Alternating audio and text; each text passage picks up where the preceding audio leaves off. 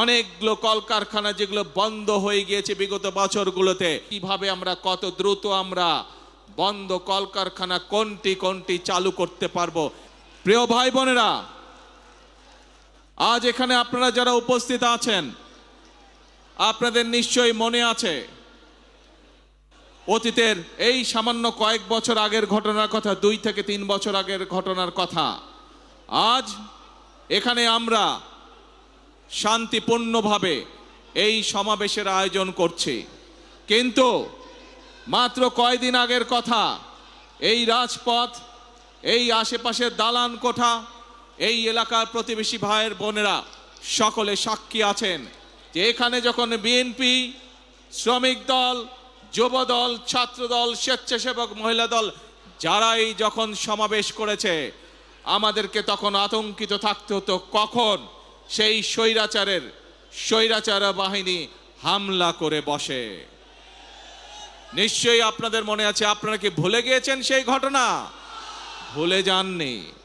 এবং আজ থেকে 2 বছর আগের ঘটনা, প্রায় 2024 সালের 5ই আগস্ট বাংলাদেশের মানুষ স্বৈরাচারকে ছাত্র জনতার আন্দোলনের মাধ্যমে বিদায় করে দিয়েছে এই দেশ থেকে।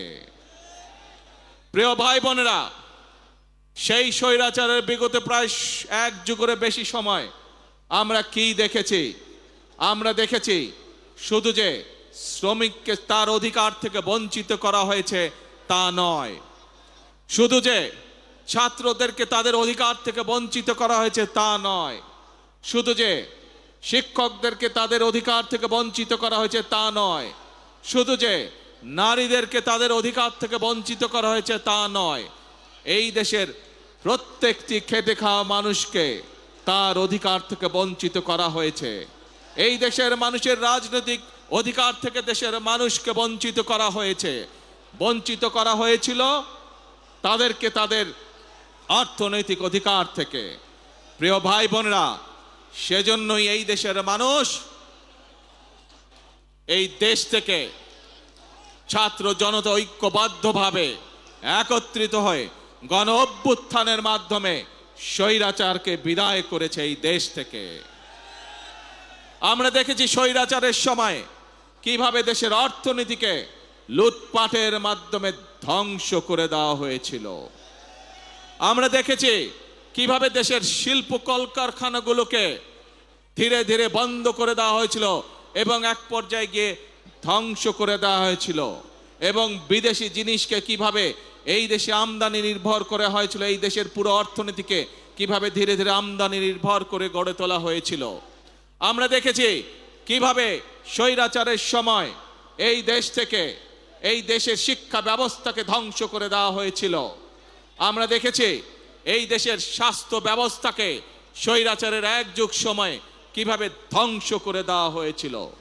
প্রিয় ভাই বোনেরা, যে কয়টি সেক্টরের কথা আপনাদের সামনে আমি তুলে ধরলাম, এই প্রত্যেকটি সেক্টরে হাজারো লক্ষ কোটি শ্রমিক কাজ করে, এবং এভাবেই দেশের প্রত্যেকটি সেক্টরকে ধ্বংস করার মাধ্যমে বাংলাদেশের সকল শ্রেণীপেরা মানুষকে আঘাত করা হয়েছিল।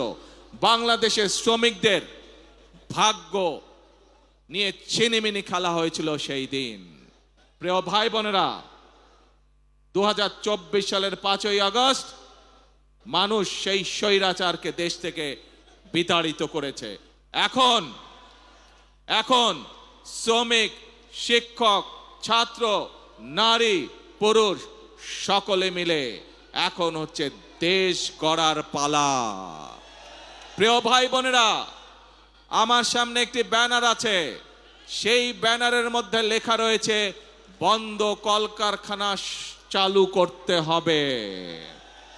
প্রিয় ভাই বোনেরা, বর্তমান সরকার বিএনপি সরকার, জনগণের ভোটে নির্বাচিত সরকার, এবং সেই জন্যই সরকার গঠিত হওয়ার পরে সাথে সাথেই আমি সংশ্লিষ্ট ব্যক্তিবর্গকে সাথে নিয়ে বসেছি এবং নির্দেশনা দিয়েছি, এবং আপনারা জানলে খুশি হবেন, এই সপ্তাহে গত 1 মাস আগে আমি নির্দেশনা দিয়েছি যে কিভাবে আমরা কত দ্রুত আমরা বন্ধ কলকারখানা কোনটি কোনটি চালু করতে পারবো, যাতে আবার সেই সকল শ্রমিক যারা কর্মসংস্থান হারিয়ে বেকার হয়ে গিয়েছিল সেই সকল শ্রমিকের কর্মের ব্যবস্থা আমরা করতে পারি।